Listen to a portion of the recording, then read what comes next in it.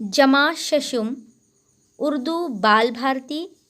नज़म नंबर 3, सूरज के फ़ायदे। शायर मोहम्मद हुसैन आज़ाद। अस्सलाम वालेकुम प्यारे बच्चों, आज हम सूरज के फ़ायदे इस नज़्म के अशार की तशरीह को समझने की कोशिश करेंगे।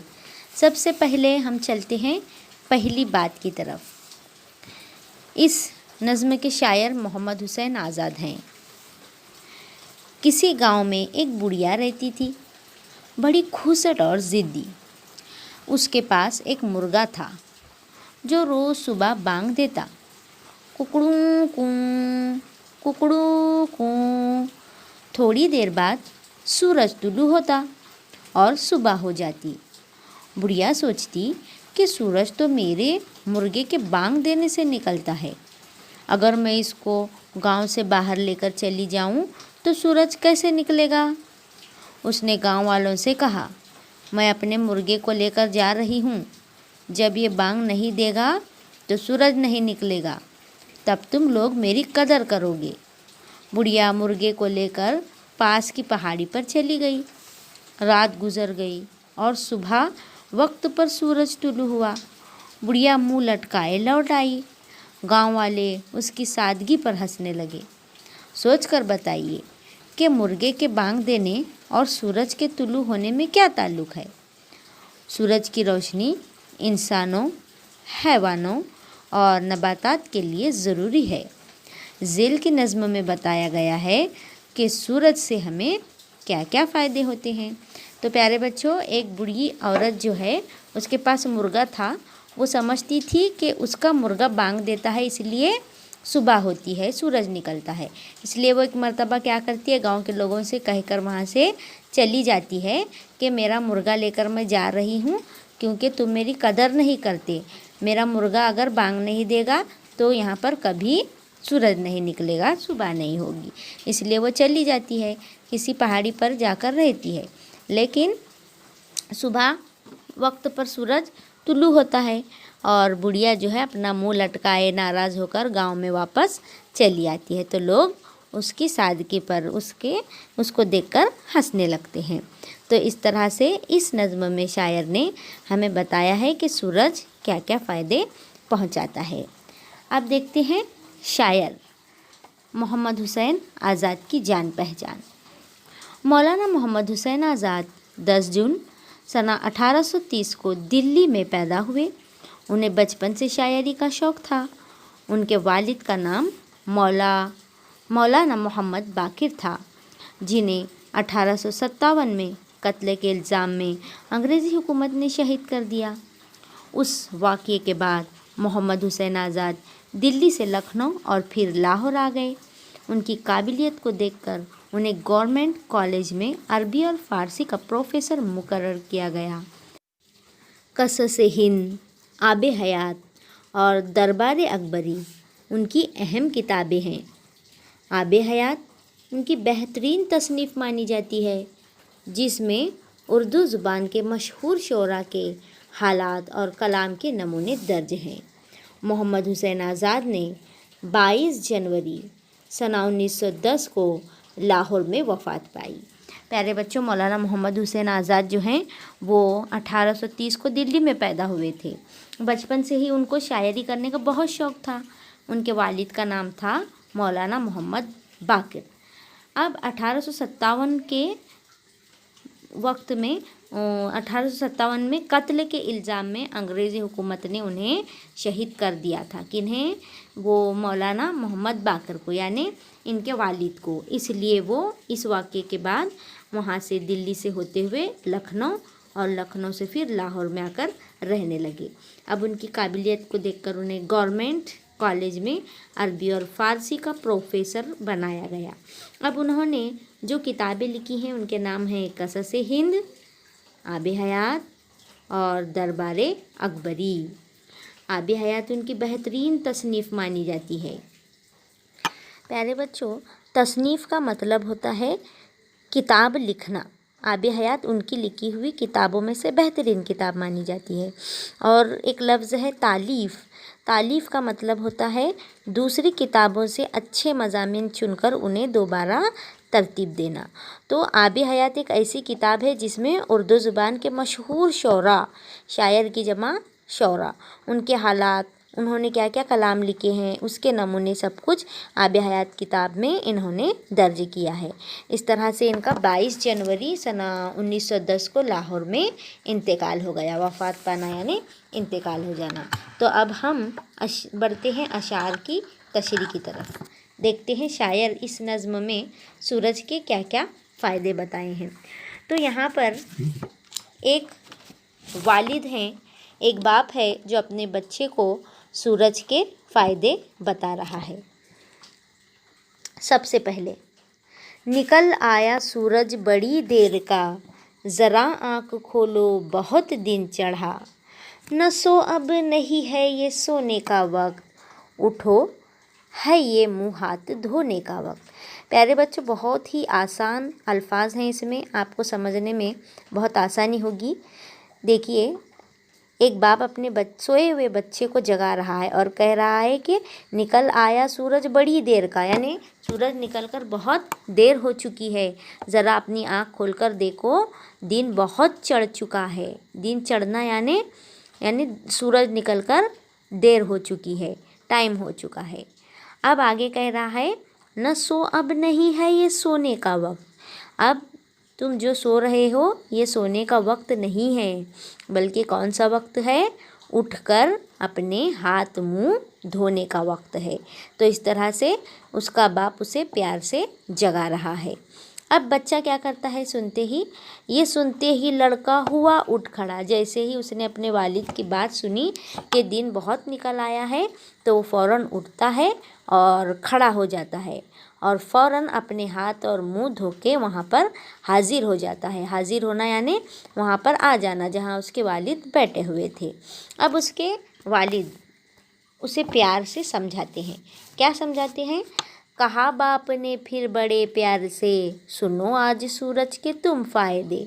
उसके वालिद उसे कहते हैं कि आज मैं तुम्हें सूरज के फ़ायदे सुनाऊंगा। बहुत प्यार से उसको अपने पास बैठाते हैं और बिठाकर कहते हैं कि आज मैं तुम्हें सूरज के फ़ायदे सुनाऊंगा, ध्यान से सुनो। अब सबसे पहले बताते हैं, क्या फ़ायदा बताते हैं? ये दुनिया में करता बहुत काम है, बड़े हमको देता ये आराम है। प्यारे बच्चों, यहाँ शायर कह रहा है कि खुदा ने इस सूरज को बनाया है, तो ये सूरज दुनिया में बहुत सारे काम करता है और हमको आराम भी पहुँचाता है। किस तरह से आराम पहुँचाता है ये देखिए। ये निकले तो दे दिन हमें काम को, छुपे जब तो दे रात आराम को। जब ये निकलता है तो हम अपने अपने कामों में लग जाते हैं, कामों में मसरूफ़ हो जाते हैं, और जैसे ही सूरज गुरूब हो जाता है, डूबने को लगता है, तो उस वक्त रात आ जाती है। तो रात में हम क्या करते हैं? आराम करते हैं। तो इस तरह शायर हमें बता रहा है कि जब सूरज तुलू होता है, निकलता है, तो हम अपने कामों में मसरूफ़ हो जाते हैं, और जब वो छुप जाता है तो हम आराम करते हैं। ये करता है चारों तरफ रोशनी, नज़र जिससे आती हैं चीज़ें सभी। सूरज जो है जैसे ही निकलता है उसकी किरणें चारों ओर फैल जाती हैं, जिससे सारी चीज़ें नज़र आती हैं। ये चारों तरफ रोशनी करता है, इसलिए हमें हर चीज़ का रंग सब कुछ हमें नज़र आता है। इसी रोशनी का तो है नाम धूप, यही धूप रखती है दुनिया में रूप। ये जो सूरज की रोशनी है, उसकी जो किरणें निकल रही हैं, उसी को शायर ने क्या कहा है? धूप कहा है। उसी रोशनी का नाम क्या है? धूप है। और यही धूप दुनिया में क्या रखती है?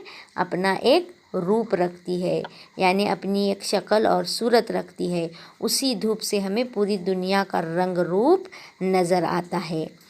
पड़ा करती सर्दी है जब ज़ोर की, तो ये धूप लगती है कैसी भली। देखिए, जब ज़ोरों की सर्दी पड़ती है, बहुत कड़ाके की सर्दी पड़ती है, उस वक्त हम क्या करते हैं? सर्दी से बचने के लिए सूरज निकलने का इंतज़ार करते हैं और जैसे ही सूरज निकलता है हम सूरज की धूप में जाकर खड़े हो जाते हैं। तो उस वक्त हमें ठंडी से क्या मिलती है, थोड़ी सी राहत मिलती है। इसलिए शायर कह रहा है कि जब कड़ाके की सर्दी, ज़ोरों की सर्दी पड़ती है, उस वक्त ये धूप हमें बहुत भली लगती है। भली लगना, बहुत अच्छी लगना। अब सूरज का अगला फ़ायदा देखिए, गरीबों को सर्दी में भाती है ये, ठिठुरने से उनको बचाती है ये। अब देखिए, जो गरीब लोग होते हैं, हमारे माँ बाप तो हमें हर तरह का आराम मैसर करते हैं। सर्दी से, गर्मी से, बारिश से बचने के लिए हर तरह का साजो सामान हमारे लिए मुहैया करते हैं। लेकिन जो गरीब लोग होते हैं वो क्या करते हैं, तो ये गरीब लोग सर्दी से बचने के लिए धूप का इस्तेमाल करते हैं। वो धूप में बैठते हैं। तो ये सूरज की रोशनी गरीबों को सर्दी में भाती है, यानी बहुत अच्छी लगती है और उन्हें ठिठुरने से बचाती है। ठिठुरने का मतलब क्या होता है? ठंडी के मौसम में हम सिमट कर बैठते हैं, हमें कपकपाहट महसूस होती है ना, उसे कहते हैं ठिठुरना। तो यही गर्मी, यही सूरज की रोशनी उन्हें क्या करती है, ठिठुरने से, अकड़ने से बचा लेती है। अब अगला फ़ायदा क्या है सूरज की रोशनी का, कि वो हमारे लिए खेतों में अनाज का इंतज़ाम करती है। वो किस तरह से? पकाए अनाजों की ये खेतियाँ, जिन्हें रोज़ खाता है सारा जहां। तो ये जो अनाज पकते हैं खेतों में, जो अनाज की फसलें जब लगाते हैं, तो उस वक्त फसलें पकने के लिए भी सूरज की रोशनी बहुत काम आती है। तो यही अनाज जब तैयार हो जाता है तो इस अनाज को सारा जहां रोज़ाना इस्तेमाल करता है। न हो ये फिर है कहाँ ज़िंदगी, है इसकी बदौलत तो जीते सभी। अगर ये सूरज की रोशनी नहीं होगी तो हमारी ज़िंदगी किसी काम की नहीं रह जाएगी, क्योंकि हम आज जो जी रहे हैं सूरज की बदौलत ही जी रहे हैं। बदौलत यानी सूरज की वजह से ही जी रहे हैं। खुदा की इनायत है हम पर बड़ी, कि सूरज सी नेमत हमें उसने दी। खुदाए ताला की हम पर बड़ी इनायत है, बहुत मेहरबानी है उसकी कि उसने हमें सूरज जैसी नेमत से नवाजा है, सूरज जैसी दौलत हमें अता की है। हमें खुदा का लाख लाख शुक्र अदा करना चाहिए। अगर सूरज न होता तो दिन होता, रात होती, क्या होती, हमें कुछ समझ में नहीं आता और न ही ये ज़िंदगी हमारी आसान होती। करे खूबियाँ इसकी क्या हम बयां, खुदा की ये कुदरत का है एक निशान। देखिए प्यारे बच्चों, हम सूरज की इस रोशनी की क्या खूबियाँ बयान कर सकते हैं, यानी हम उसकी खूबियाँ बयान नहीं कर सकते। यानी खुदा ने हम पर इतनी बड़ी मेहरबानी की है।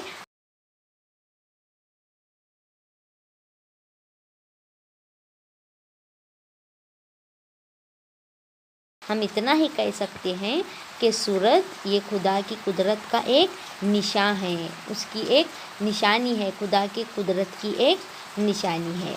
तो प्यारे बच्चों, शायर ने बड़ी ही खूबसूरती के साथ इस नज़्म में सूरज के फ़ायदों को बयान किया है कि सूरज सुबह के वक्त मशरिक़ से निकलता है, मगरिब में गुरूब हो जाता है।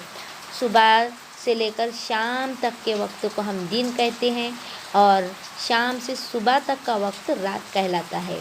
तो अगर सूरज नहीं होता तो ये दिन, ये रात, ये नहीं हो पाते। तो दिन के वक्त चारों तरफ रोशनी फैल जाती है। तो ये रोशनी कहाँ से मिल रही है हमें? सूरज से मिल रही है। और इसी रोशनी को शायर ने क्या नाम दिया है? धूप का नाम दिया है, जो हमें सर्दी से क्या करती है? बचाती है। तो प्यारे बच्चों, सूरज के आपको 5 फ़ायदे लिखकर निकालना है और इस नज़्म को अच्छे से समझना है। फिर मिलेंगे नेक्स्ट वीडियो में। तब तक के लिए अल्लाह हाफिज़। Nuzhat Tanveer Ahmed Bagalkote, assistant teacher, Maharashtra Urdu high school Kadwai, Ratnagiri.